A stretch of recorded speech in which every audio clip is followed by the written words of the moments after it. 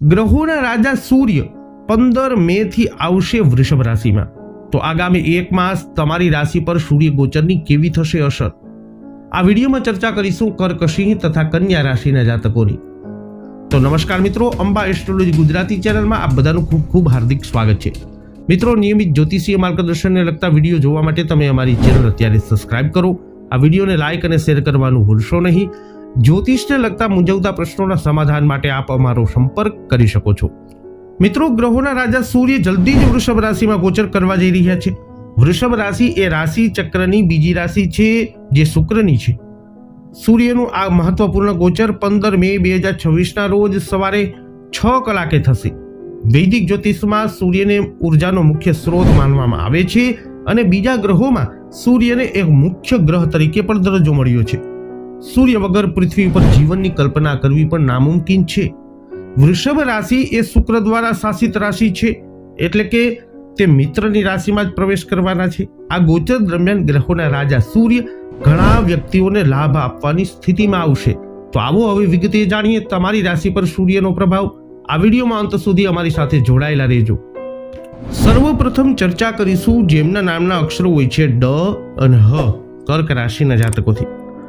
કર્ક રાશિના જાતકો માટે સૂર્ય બીજા ભાવના સ્વામી છે અને આ ગોચર દરમિયાન તે તમારા લાભ ભાવમાં એટલે કે 11મા ભાવમાં પ્રવેશ કરી રહ્યા છે. આ સ્થિતિ સામાન્ય રીતે પ્રગતિ, આવકમાં વધારો અને ઈચ્છાઓની પરિપૂર્ણતા દર્શાવે છે.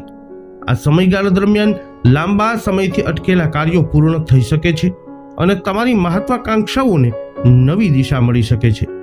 સરકારી ક્ષેત્રમાંથી લાભ શક્ય છે અને નોકરીમાં રહેલા લોકોને વરિષ્ઠ અધિકારીઓનો સહયોગ પણ મળી શકે છે. આ સમયગાળો વ્યવસાયમાં રહેલા લોકો માટે પણ સારો નફો સૂચવી શકે છે.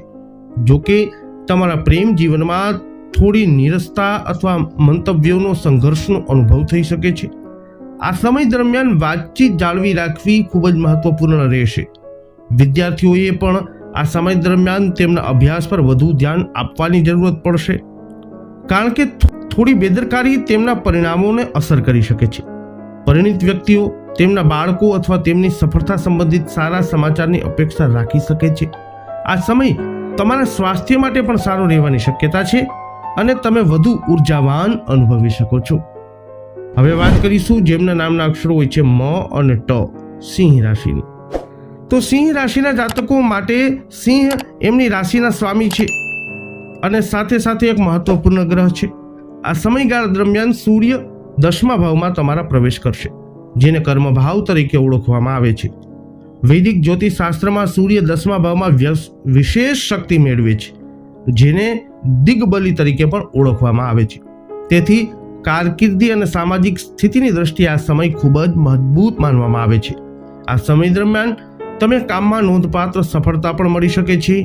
નોકરી કરતા લોકોને પ્રમોશન અથવા નવી જવાબદારીઓ મળી શકે છે. તમને વરિષ્ઠ અધિકારીઓ તરફથી સહયોગ મળશે અને જો તમે સરકારી ક્ષેત્રોમાં કામ કરો છો તો સન્માન અથવા વિશેષાધિકારો મળવાની શક્યતા છે.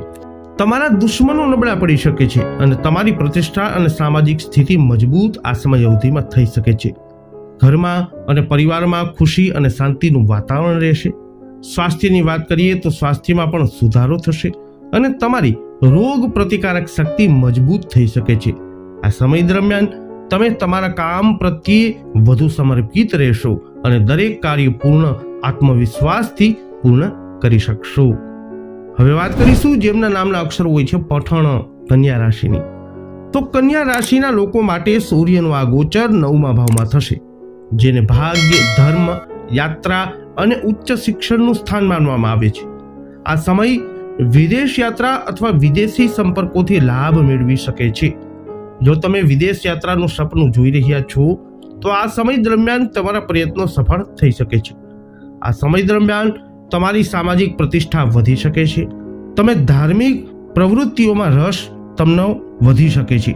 તીર્થયાત્રા પણ આ સમય અવધિમાં શક્ય છે, જે તમને માનસિક શાંતિ આપી શકે છે.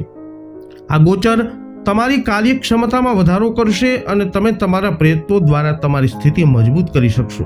જો કે આ સમય દરમિયાન તમારા પિતાના સ્વાસ્થ્ય પર ખાસ ધ્યાન આપવું મહત્વપૂર્ણ રહેશે.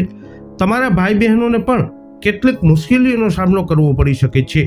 ધાર્મિક યાત્રાઓ અથવા અન્ય કારણોસર ખર્ચ વધી શકે છે, તેથી તમારા બજેટ પર નજીકથી નજર રાખવી મહત્વપૂર્ણ છે. આ તમારા સ્વાસ્થ્ય સુધારોનો સમય પણ હોઈ શકે છે. તો કર્ક, સિંહ તથા કન્યા રાશિના જાતકો વૈદિક જ્યોતિષશાસ્ત્ર અનુસાર સૂર્ય 15 મે થી વૃષભ રાશિમાં ગોચર કરતાની સાથે જ તમારી રાશિ પર કંઈક આવો કરશે પ્રભાવ. આ વિડીયો અંગેના તમારા અભિપ્રાય, તમારા મંતવ્ય કોમેન્ટમાં જણાવજો. વિડીયોને લાઇક કરજો, શેર કરજો. અમારી ચેનલને આપે સબસ્ક્રાઇબ નથી કરી તો અવશ્ય સબસ્ક્રાઇબ કરી લેજો. ફરી મળીશું નવા વિડીયોમાં. જય અંબે.